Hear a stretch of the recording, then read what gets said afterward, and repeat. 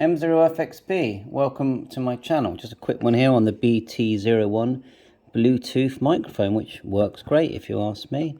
I mean, the range isn't great because it's Bluetooth, but it's okay, it's still fun to use.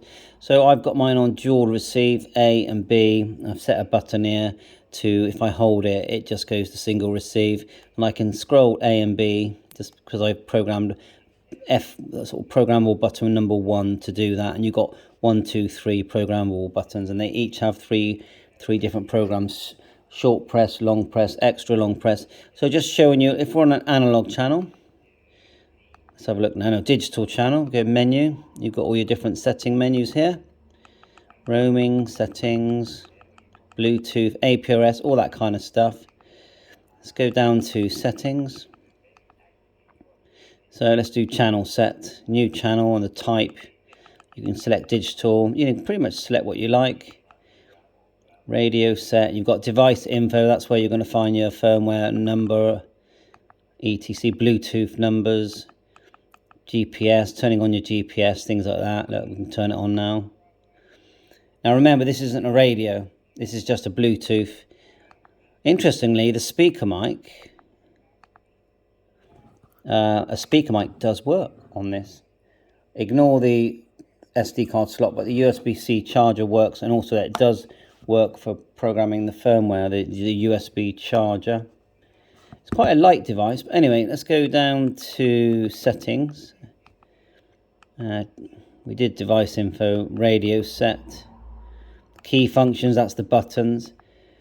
If you go up back to the A band, which is an analog channel, we'll go menu, to settings, radio set, channel set, device info, voice function, display functions, key functions. What else can we look at? Let's go channel set. There's your channel setting, channel type. So that's your basic settings. Now see the little red circle at the very top here? It's quite big actually. The middle, it actually says it's recording. To the right, you've got GPS, but it's not locked. That's why it's grey. You can upgrade that GPS logo on the 578. I wonder if it would upgrade it also on this device. That'd be interesting to know, wouldn't it? I might have a go at that. You've got 2 signal meters. So when you have activity, you've got a signal meter here and a signal meter there. Let me see if I can get HubNet working. Let's see if we can. Well, you saw the signal meter going there. Let me see if I can log HubNet in. Still trying to do that, but if you want to change channel, push the middle button. It says power. And change that word to CH for channel. Volume, channel. Then you go up or down, and we can try and find my hotspot. If we can't find it, we'll just change zone by going up and down arrows here. Look, hotspot, there you are, and all the information starts to come through. And then you've got a signal meter in white here. I do prefer it all in green actually, or a different colour because it just looks nicer. But anyway, for now white. Pretty sure we can. Yeah, when someone's talking, you can't get into the menu, but once you are into the menu and someone talks, I think it's okay. Let's change zones just to get away from that. And then so middle button volume, or middle button channels. So you have channels that are inside zones. Okay, that's the basics of it. So you've got 2 signal meters. So when you've got activity on the A and the B, you get a little signal meter here as well. Then when it's showing high power there, pretty sure you can get it to show more information than that, like slot 1, slot 2, color code, things like that. But this is where we got it at the moment. You've got list here, and that shows all your talk groups. So you can select one, and you can edit it, or you can select it. Let's do that again. Yeah, let's go back. Look, you've got manual dial here, private dial. If you hit the hash, the quicker way of doing that is to hold down the 0.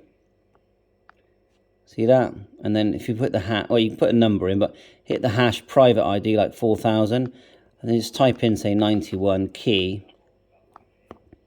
and it will connect you. But we're not on our hotspot at the moment. That's why you get See that, I'll show you actually, it's quite interesting because look, it knows that it hasn't, repeater not found, it knows that it hasn't made a connection, and you'll get that same message with your hotspot. It's very clever really. Otherwise, go to menu, select zone, choose your, I put my hotspots in one place, my hotspots, back out,